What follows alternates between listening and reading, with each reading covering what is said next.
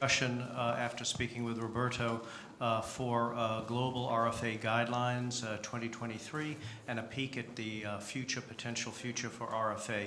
And the reason that Roberto and I picked this particular topic is that, I mean, it's always good to look ahead, but most importantly, as we really expand RFA, uniformity and guidelines are really kind of the railroad tracks for the train moving forward in a rational way so that we do it accurately with good quality and uniform for our patients. I wanted to first just thank Roberto for this really amazing, elegant conference, very high academic conference, and all the friends, some old friends and some new friends that I've made here, and appreciate your work. I'm a head and neck surgeon at Harvard in Boston. No disclosures relative to this. This is the Charles River just outside of the hospital in Boston.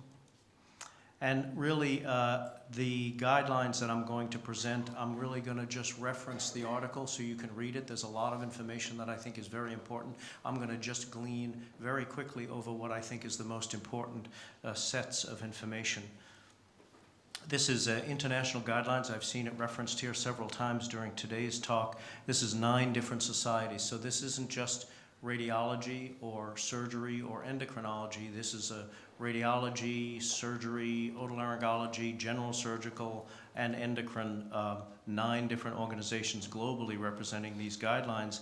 And you see here the author panel, and I've highlighted the individuals here that are involved that are also at this conference. So here is the reference. It's published in Head and Neck in 2022. There's no way I could go through all of this. It took us several years to put this all together, and so there's no way I could go into all the details, but I would recommend that you take a look at this. It's really worthwhile. And the important point here is that we gathered together a global group of radiologists, endocrinologists, and surgeons, and then applied a modified Delphi method. So we got the author panel consensus, a scoring for various recommendations that relate to how RFA, what is RFA, what are the different ablative technologies that are available, and how should RFA and ablation be performed, including the gladiatorial question that was wrestled with this morning. There are some recommendations made also. Again, this doesn't mean every author agreed to this, but I'll show you the scores for the key recommendations. So this is the framework for the group. You'll notice this is, we had to modify the diagram. This is a woman performing RFA. We specifically had to make some modifications by adding an earring and some other alterations to what was formerly a male doing it. And here are the different 1 through 6 of the different regions of the guidelines. And so basically, we looked at the type of nodules that can be treated, benign, malignant, indeterminate. We looked at ultrasound characteristics, voice and laryngeal assessment, informed consent, general procedural fitness for the patient, and a discussion of anticoagulation, which has been referenced already this morning. And so I wanted to go through some of the recommendations. The first is broad stroke statements introducing ablation, that ablation can be considered a first-line alternative to surgery for benign nodules, and also can be considered a therapeutic alternative in patients with autonomously functioning nodules. Notice the much more tacit recommendation for autonomous nodule treatment, given the concerns especially for efficacy with larger nodules. And that also, radiofrequency or ablation can be used for papillary microcarcinoma, in some circumstances for recurrent papillary carcinoma, but that if you're treating cancer, there's a whole set of pre- and post-procedural oncologic parameters that need to be followed. You can't just treat the patient and say, "So long, Mrs. Smith, we'll see you later." And so there's specific tables in the document that look at pre-ablation in the setting of treating, for example, recurrent malignancies. What are some of the data sets that you are required to have? So again, under the banner of pre-procedural preparation, recommendations for A, B, and C, subjective voice assessment should be undertaken and documented in all patients undergoing ablation. If the voice is impaired or there's a relevant surgical history that places the vagus or oral end at risk, laryngeal exam needs to be performed. And that laryngeal exam, as we talked about this morning, as Roberto does, which I'm very proud of, laryngeal exam should be performed prior to ablation on a contralateral side, you follow that recipe, you cannot ever have bilateral cord paralysis. Under pre-procedural, the group also put together, this is a nice tear-off, a sheet of all of the different pre-ablation checklist thoughts you should have to make sure that you're doing exactly what needs to be done, including noticing the patient-reported outcomes. I appreciated Ashok's lecture today, and these patient-reported outcomes, these PROMs, symptomatic and cosmetic scores, very important to get the patient's perspective on what you do. I'll mention that sometimes I go into the patient's room after ablation and say, Mrs. Smith, I didn't get as much volumetric reduction, and she gets up and kisses me on the cheek and say, that lump that was there is gone. I don't really care about your number, right? And so I'm thinking, well, geez, I care about my number. That's usually all I care about. But that's not what she is there for. That's not her definition of benefit. So these PROMs force us to get out of ourselves and put our head in the patient's world, as Mike was also talking about. In terms of technique, I'm not going to go into this. It discusses all the different ablation techniques and discusses some technical aspects of this. I'll mention just briefly, this is under the gladiatorial section of the guidelines, that ablation can be considered under local anesthesia, and that talks about hydrodissection, some technical aspects. It looks at the moving shot transismic approach, the rationale for that as the recommendation for the dominant technique is because of it minimizes inadvertent thermal injury. Vital sign monitoring is not universally required for all ablation techniques. Again, it allows some individualization. It talks about the different exact equipment setups that you can use, and it looks at different nodules and says for these different nodules what would be the recommendation of the panel as to the optimal ablation technique. And here I want to spend a minute, as Catherine had alluded to, that this is a really important slide, I think, and the red triangle is where the textbooks say this nerve is supposed to be. So this would be typical. But patients are not always typical. And so the yellow line refers to possible. And I'm going to show you some data that this RLN position is not something, this is really, I mean, surgeons know this because we trip over this all the time. But endocrinologists and medical oncologists may not be aware of that. RLN position is an anatomic continuum. And that means it doesn't always occur where the textbooks say it. And this is true not just on the right, this is also true on the left. And I'm going to show you just a minute. I'm moving away from the guidelines into another paper where we looked at 1,000 nerves over 17 centers, just recently published in the journal Thyroid. And we looked at an anatomic classification system for the trajectory of the nerve in the neck with the left and right nerves, the normative left nerve and the normative right nerve being here. These are other acquired or embryologic variants of what is the normal L1, normal left, normal R1 nerve.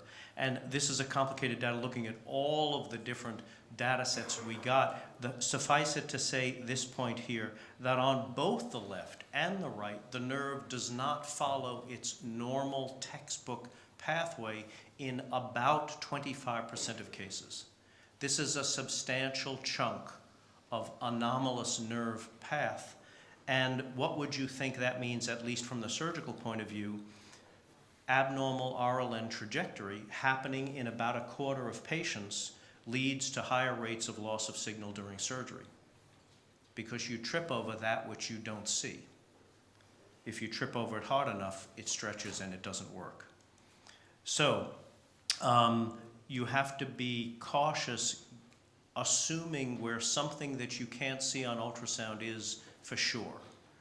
It's a broad path. It's not always where the textbook shows. Now back to the guidelines, post-procedural discussions here. It talks about subjective voice assessment. It talks about laryngeal exam if there is voice anomaly after the procedure. And importantly, this is, I think, probably the most important part to make uniform and high quality the introduction of ablation, following the guidelines as to measuring how you do. We ask a surgeon, what's your calcium profile? What is the voice of your patients? So now you are all proceduralists. You need to ask yourself, how did you do? So objective and subjective metrics, ultrasonographic evaluation for VRR, and patient-reported outcomes is a very wholesome addition to cosmetic and quality of life assessment of the impact of your therapy. And this 9-group global guidelines suggest different time frames when these different post-ablation assessments can be performed, and different for functioning versus non-functioning nodule treatment. It looks at the objective findings of ultrasonographic and TG antibody treatment as one of the objective outcomes listed here. Also, it looks a little bit at, it doesn't really, it's not a race. We didn't want to try and find what is the optimal ablation technology. That's too wide a question. I don't think we know enough right now. But in general, we know that in solid nodules, the group felt radiofrequency was a very reasonable, perhaps top choice consideration. As you begin ablation, you'd be not unreasonable to start there. And that purely cystic nodules, alcohol ablation would be reasonably considered as a first offering. And then to look in a sober way at our complications, just as surgeons do, and assiduous recording of complications. This means obviously you need to provide ongoing follow-up, as has been mentioned by many today. And then how do you begin ablation? Specific instruction should be obtained. You should be supervised initially by an experienced physician, and you need to provide long-term follow-up. And if you don't provide long-term cancer follow-up, for example, and are ablating cancers, then you need to refer the patient to someone who can provide that long-term care. So I wanted to move to one other topic here after the guidelines, and again under education, and say I'm gratified to be involved in the international guide that Edivelto and Roberto have put together. We have a very robust list of topics and really world-renowned faculty for these very comprehensive listing of chapters. So this would be coming out, Roberto, when? The next year? Yeah, next year. So we hope that to be helpful for everyone. Now let's look a little bit, and just in a couple of minutes, on the future. And some of this has already been discussed. I looked at the literature, some of what you had presented for the treatment, a new frontier for ablation, substernal goiter.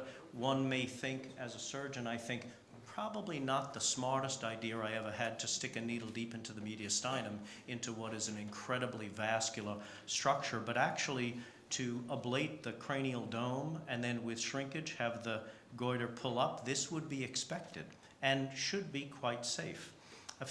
Keep in mind, the thing that is eliciting bleeding is also cauterizing the tissue that it is disrupting. There is safety there.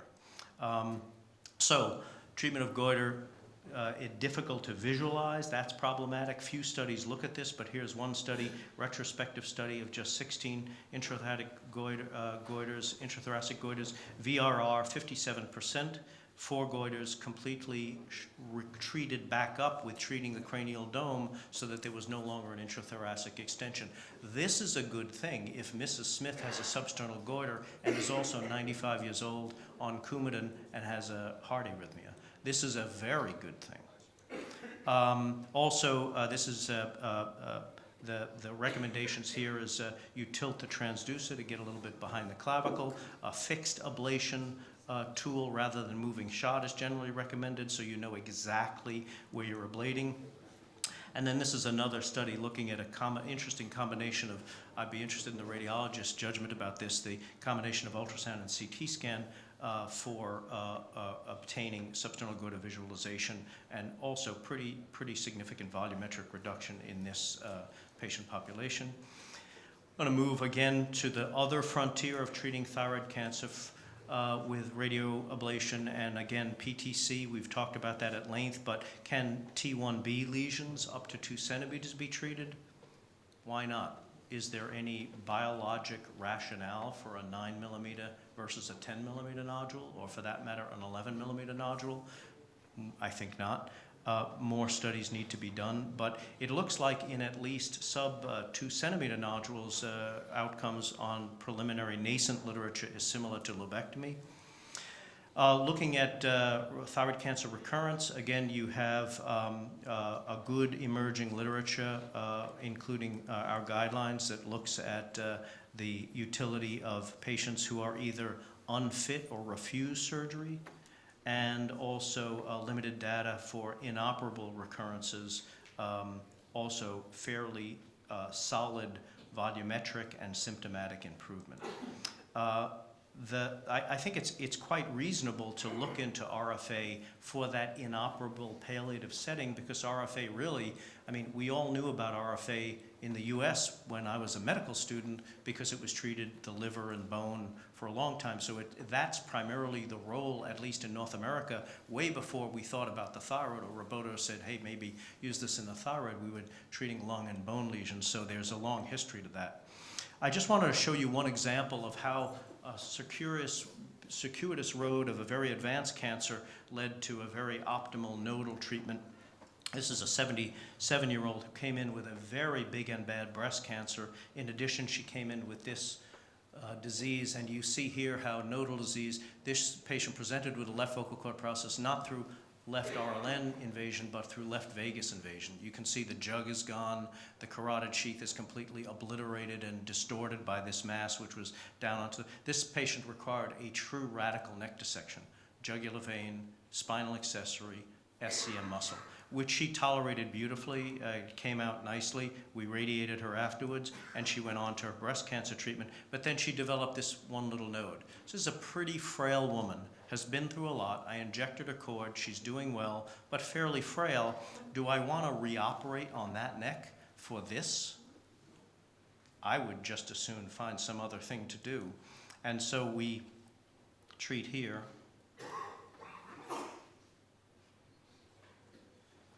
Took 10 minutes with her daughter waiting next to her in the room, and then subsequently completely gone. This is a good blending of a very aggressive cancer and then just kind of rounding off the rough edges in her long-term follow-up and basically treating her cancer but keeping her safe. So I've talked about global guidelines, uniformity, accuracy, patient orientation, and as we implement ablation, talked a little bit about the peak into the future for RFA, at least in terms of substernal goiter, and maybe expanding oncologic treatment with ablation.